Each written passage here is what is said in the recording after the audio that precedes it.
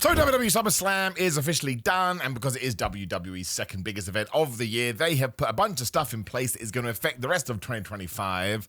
So let's go it through all now, and then we can just draw a line under it. We start with number 12, which is that yes, Seth Rollins' knee injury was a work. We do not know the nitty-gritty, the bits and the bobs. Was he injured? Then WWE changed their minds. It doesn't matter whether you listen to a dirt sheet, you didn't listen to a dirt sheet, you heard murmurings on the internet, you didn't hear murmurings on the internet. The story, both in real life and in the story, because WWE enjoys merging things together now, is that Seth Rollins was never injured in terms of what we saw at Saturday Night's main event. That was all done for show, it was all done for the cameras, it was all done to make you go, oh my gosh, I can't believe it. And I will sit here right now and say LA Knight was right with this. It doesn't make any sense at all. He did have a Money in the Bank briefcase. CM Punk would have still have been beaten half to death by Gunther. So I guess, listen, you can get into the nitty gritty here and be like, well, it's because CM Punk was surprised that Seth Rollins was there, because Seth Rollins didn't know he was going to be back, or words to that effect.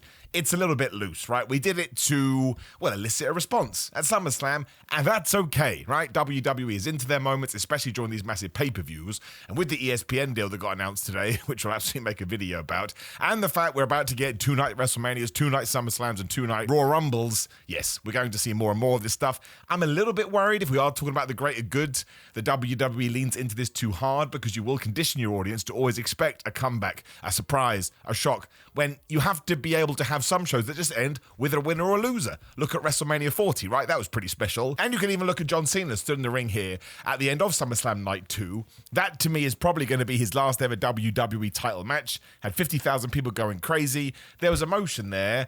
I certainly wouldn't have minded if the credits had rolled, but we did what I did. What actually ties into number 11, which is, yes, not only is Brock Lesnar back, but he is going to be facing John Cena at some point in the future. And that's a really interesting one, because if I had made any kind of predictions this year, which we did actually, I never would have put Brock Lesnar on the list here. I've given you my feelings about it. I will reiterate them here as quickly as I can. I think WWE needs to be more transparent about this, because he's been away for 2 years. So some information about what has changed would be good. But even bringing the narrative into it, I don't really want to see Brock Lesnar versus John Cena. I don't really want to see Brock Lesnar back, only because, to repeat what I've said in other videos, Gunther is a Brock Lesnar type. If you enjoy that type of wrestling, there's a Bronson Reed. Roman Reigns is your part-time star that can come and go. I understand that people want to see Brock Lesnar versus Gunther, and maybe Brock Lesnar versus Roman Reigns again, whatever, or Brock Lesnar versus Bronson Reed. Only if Bronson Reed's going to win that match, and I doubt that he would. To me, this just feels like going back to old WWE, and I actually thought the direction that new WWE was going in was far more exciting. Again, this to me, as everyone sat down and was like, well, who can we bring back? Who hasn't come back? Oh,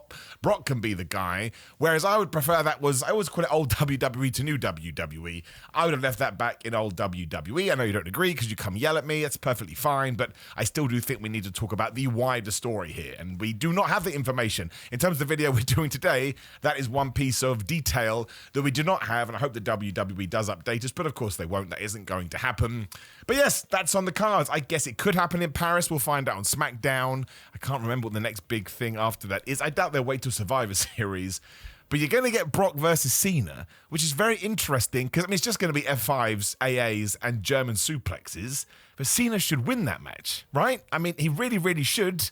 I'm a bit worried that he's not going to. Number 10, speaking about John Cena, which ties into that match, is probably another reason why he did just go, I'm a babyface now, on that episode of SmackDown, is he's a babyface again, right? We've turned it. The SmackDown thing wasn't a ruse. Shout out to that guy who took it in good humor. So more power to that dude who did message me going, this is 100% a trick. And I was like, no, if it's 100% a trick. And it turned out it wasn't. Look, it's a pretty lame end to the heel run. I love the heel run. I now know I'm the only person on the world. I'm not saying it was the greatest story that's ever been told. I'm saying I took it week by week. I enjoyed John Cena trying something different. And I actually think it's made this last 6 months even better. Look at the pop that he got at SummerSlam when he came out just because he had colors on the Titantron. You wouldn't have got moments like that, to use that word again, without trying the heel run. All right, we tried it. Some of it worked. Some of it didn't work. Some people thought it was a total failure. But I've said it time and time again, and I will continue to say it here.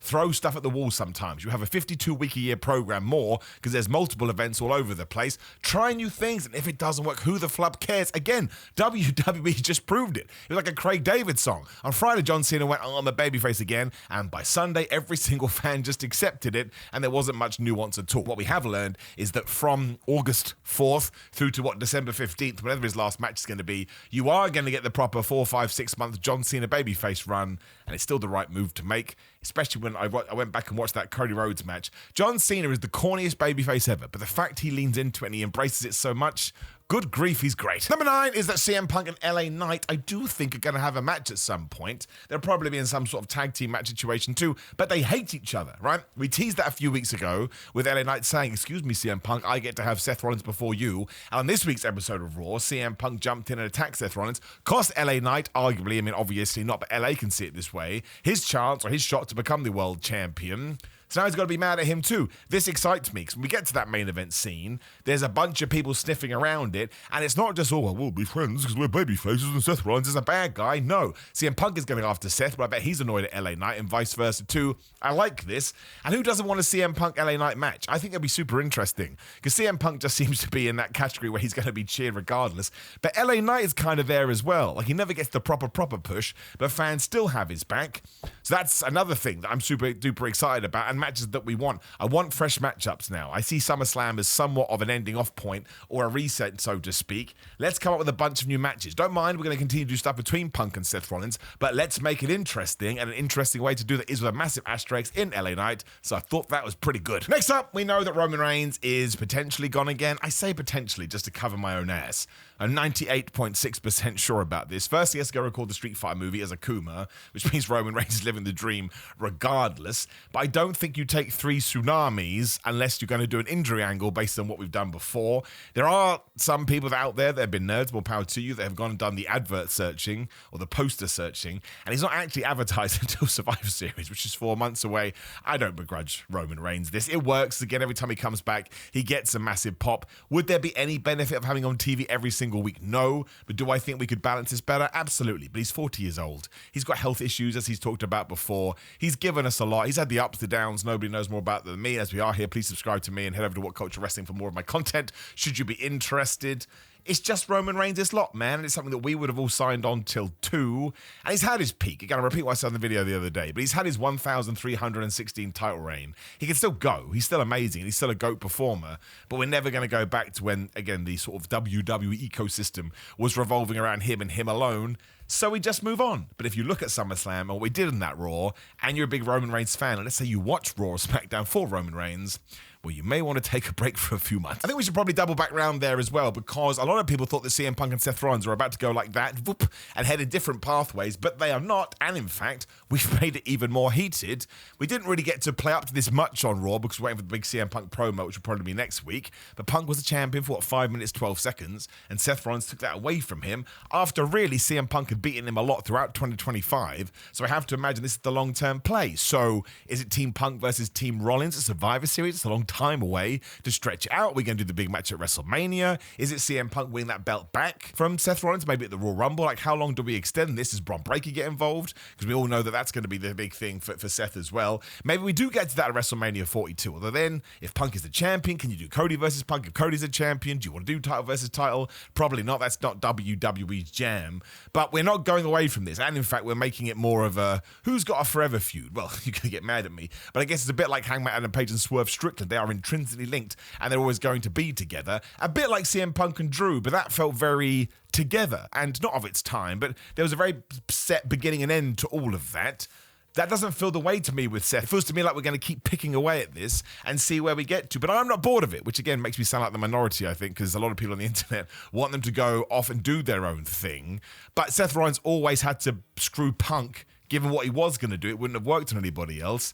So again, we have to wait and see, but that thing ain't dead. Gunther, I want to be involved in that eventually too, but it's not going to be for a while because, as the rumors suggested, he is out for some time. WWE's used indefinitely, but he has to have no surgery. So what's that, 6 weeks, 8 weeks? So he'll probably come back just before Survivor Series or the build to Survivor Series. That sucks because Gunther is great. I very much enjoyed what he did at SummerSlam. I very much enjoyed him as world champion. Short title reign as well, so more power to that guy. But he'll come back. I suppose you could make him more of a tweener, more of a baby face, because he probably still wants to beat up Punk, and he probably still wants to beat up Seth Rollins. So that's exciting as well. I think you never want anyone to be injured, but in terms of a mini break, as long as he is okay, I actually think it comes at quite a good time for Gunther, and he'll probably be in an even position when he does come back, and he can freshen up that main event scene again. And in 2026, he's probably going to be the champion again anyway. Becky Lynch versus Nikki Bella for the IC title is definitely confirmed. Maybe we'll do it on a Raw. I bet we do it in Paris, just because that kind of European crowd is probably going to take that and turn it into the legendary contest that WWE clearly wants them to do, because yes, it's the first time they've ever gone one-on-one,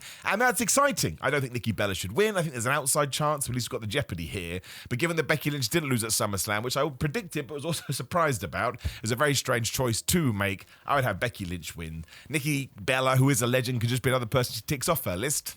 So there you go. You have a brand new food. Jade Cargill, I think, is also going on a new direction. Again, we're not going to find out until SmackDown. You're going to see this on Wednesday the 6th. So we have 48 hours. But not only did WWE ensure to get that picture, but Jade commented on it as well, saying, oh, you know, we've got to go and find a new thing to do. Probably means we've ended the Tiffany Stratton program, or you could actually carry it on and Jade Cargill could go heel. That's what I think is going to happen. That's what I think WWE has been teasing. And why the flub not, man? Look at her. She looks like a superhero. You can easily transition her across to supervillain. I like Jade Cargill. I think she gets a lot of hate for no reason. She does what she does very well. But if she does need some edge, not Adam Copeland, he went to AEW, I think the best way to do it is to turn bad guys. So I'm going to go out on a limb and say that we are going to get a Jade Cargill heel turn. And ultimately, when you think how long she's been doing stuff in WWE as a face, and the fact that Naomi tried to kill her at the end of last year, it's a pretty big deal. Rhea Ripley versus Io Sky is also continuing to be built as a mega match. I think the WWE may even hold this off until, I'll be wrong there, they'll do it in France, but maybe one of their bigger pay-per-views, which I guess would be Survivor Series or Royal Rumble, which is a long time away.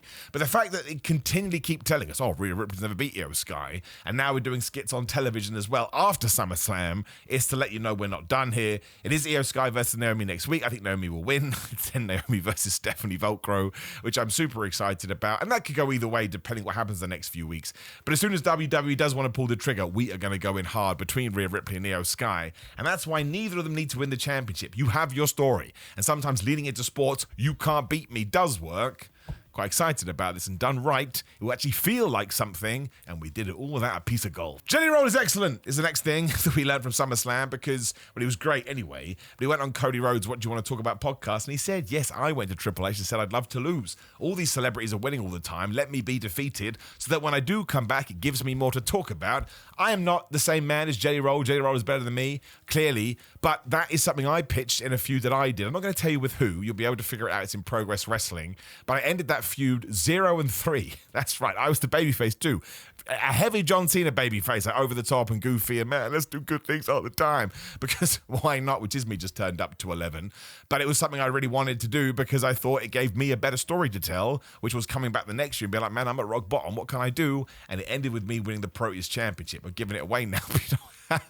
You know what I'm talking about, and everybody did agree. I think Jelly Roll's 100% correct, which goes to show, not only for his first match, I can't get over it. So good in the ring. It's so difficult to do with the pressure of SummerSlam as well. But not only did he do that, mentally he gets it too. And that has not always been the way with celebrities. I understand if somebody doesn't want to come in to lose, there's a whole brand and a PR thing to talk about. But when someone totally understands wrestling and gets that, of course, winning and losing is important, but it's not the be all and end all, unless you're choosing it to be, which this was not, it's wonderful. So shout out to Jelly Roll. He's up in the Bad Bunny category, I think. Just an awesome dude who was out there kicking ass in his own field, but wants to come over here and have some fun and do it the right way. What a man. And of course, the one thing that we do know more concretely than any of the other things, because it was part of the stipulation. So WWE, you need to be careful here, because you do renege on stipulations a lot, but Lyra Valkyria can never challenge for the IC title as long as Becky Lynch holds it. I think after Raw, we are going to segue into the Bayley-Lyra feud. Bayley should then win the IC title from Becky Lynch, who she still hates because she took her out of WrestleMania in, 2 months, 3 months?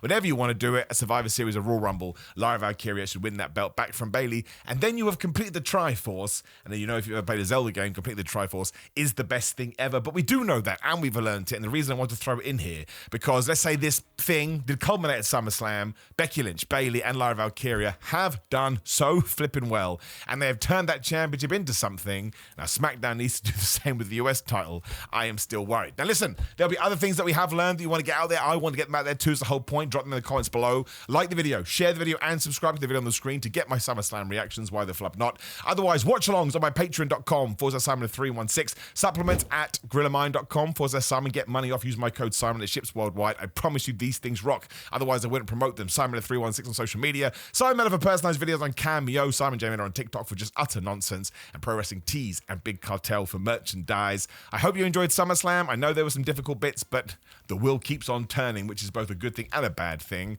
There'll be something else to yell about tomorrow, and that's when I will see you.